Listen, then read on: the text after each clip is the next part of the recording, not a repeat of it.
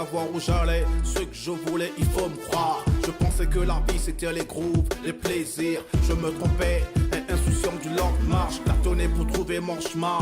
La vie n'est pas un jeu, m'a dit Dieu. Viens à moi, repens-toi, porte un habit neuf. Crois, accepte comme Seigneur et Sauveur, Jésus mon fils. Bonsoir André.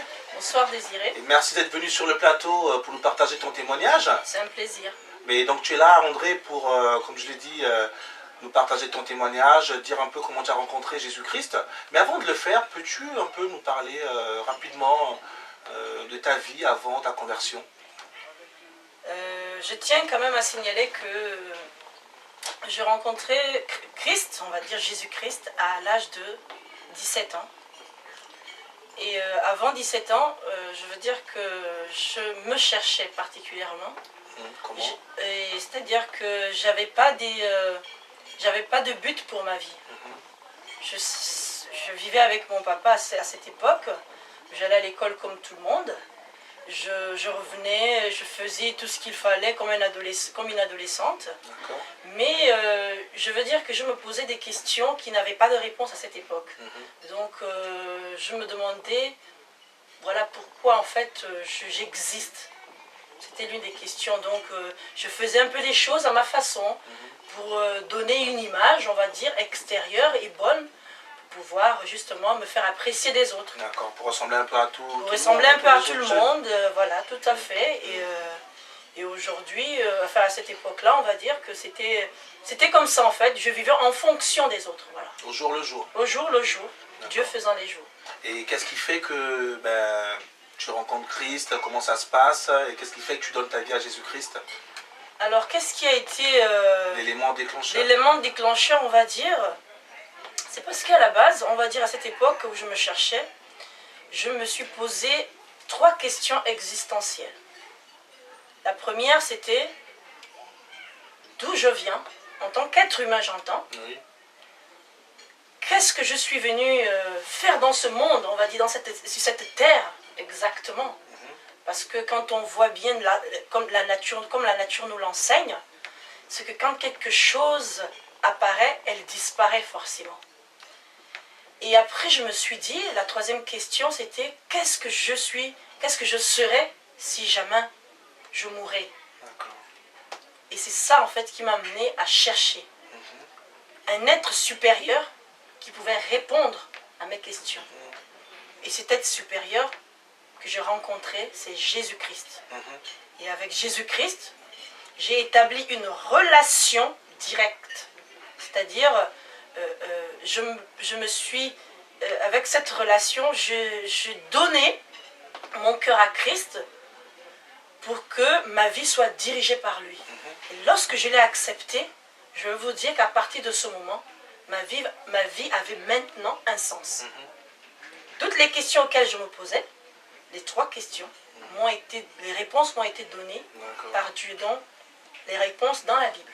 Du coup, l'angoisse du lendemain, un peu... Aujourd'hui, l'angoisse du lendemain est partie. Ou du moins, même quand ça arrive, je sais comment la surmonter. Parce que je sais qu'avec Christ, lorsque je pose la question à Jésus, qu'est-ce qui ne va pas? Qu'est-ce qui se passe? Nous sommes tous conscients que nous rencontrons toujours des difficultés, d'une manière ou d'une autre. Mais la différence est que quand on a Jésus-Christ dans sa vie, on peut les surmonter. Et avec la tête haute. D'accord. Donc aujourd'hui, tu as vraiment établi une relation personnelle avec lui. Et dans ta vie de tous les jours, par exemple, qu'est-ce qui a changé? Est-ce que tu peux dire un peu aux internautes qui nous regardent comment Jésus-Christ œuvre dans ta vie? Maintenant que j'ai l'assurance que Jésus-Christ œuvre dans ma vie, et que j'ai l'assurance que je suis sauvé par mon acceptation et à Jésus-Christ, ma conversion, on va dire, à Jésus-Christ, aujourd'hui, j'ai une ferme assurance. Et la joie que je dégage, même avec Christ, ce n'est qu'une transformation intérieure de ma vie. Et qu'est-ce que Christ a fait concrètement aujourd'hui? Je veux dire que aujourd'hui, je peux réaliser que si je vis, c'est grâce à Dieu. Je peux réaliser que si je respire, c'est-à-dire que si je travaille, si je fais quelque chose, c'est grâce à Dieu. En gros, ce côté égoïste qui minait ma vie a disparu complètement. Parce que j'ai su reconnaître quel était le maître, quel était celui qui m'a créé, qui m'a donné la vie. D'accord. Donc tu as réalisé en fait que ta vie, elle est régie par Jésus-Christ, par quelqu'un justement qui t'accorde sa grâce dans tout ce que tu peux faire. Et Tout du à coup, fait. tu comprends que pour toi, tu ne peux plus vivre dans l'égoïsme, tu ne peux plus vivre pour Voilà. toi-même, mais tu peux vivre également pour les autres. Pour les C'est autres, pas par toi-même que tu as Tout à arrivé à fait. cela en fait. tout à fait. D'accord. Et je tenais à signaler que maintenant avec Jésus-Christ, depuis que je l'ai rencontré, j'en ai fait un style de vie. D'accord, c'est un style de vie. Vraiment un style de vie parce que je vais vous prendre un exemple tout simple. Pour une personne quelconque qui a pour habitude chaque jour de se lever, de prendre son vélo, aller faire, aller faire du vélo, pardon, et de revenir chez elle et de pouvoir manger, de pouvoir s'amuser, de pouvoir rencontrer ses amis, de pouvoir avoir un quotidien chaque jour, moi, de mon côté, avec Jésus-Christ, j'en ai fait un style de vie. C'est-à-dire que lorsque je me lève, j'ai Christ dans ma pensée.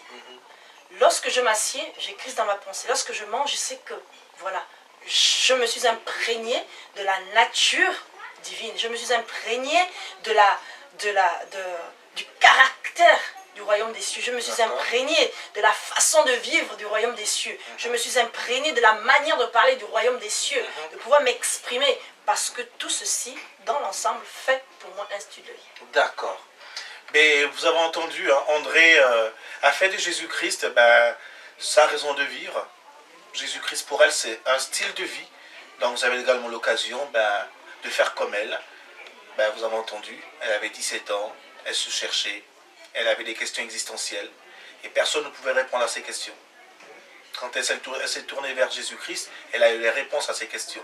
Ça semble un peu simpliste ce que je suis en train de dire, mais c'est pas que des mots. Elle l'a vécu, c'est une expérience. C'est pourquoi justement elle est dans le cadre de la rubrique c'est du vécu.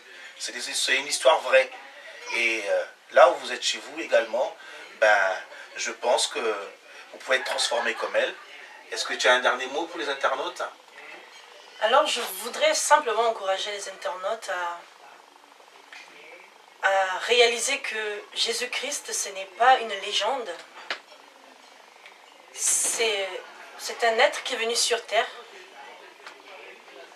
qui est venu porter nos fardeaux, qui est venu mourir sur la croix pour que nous soyons sauvés.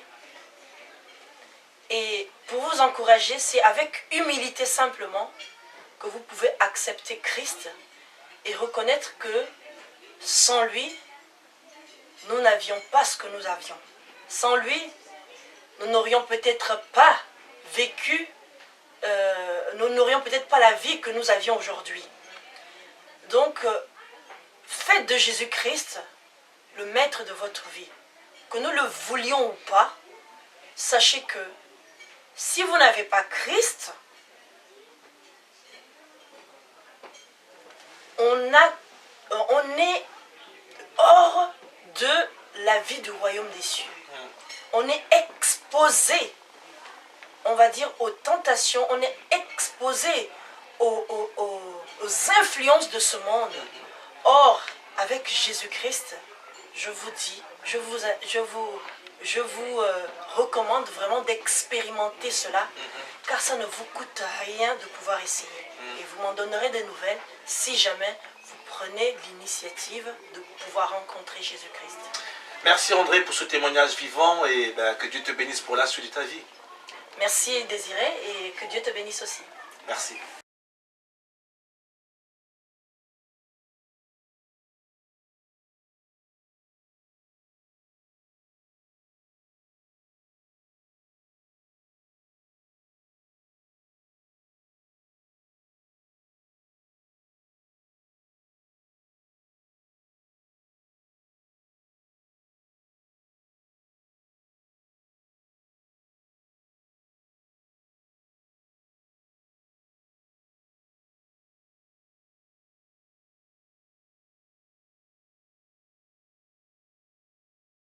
Aujourd'hui, choisis dès aujourd'hui Jésus, le chemin, la vérité, la vie. Ton fardeau enlevé, tes péchés effacés. Tu peux crier, chanter avec zèle ce refrain qui te donne des ailes.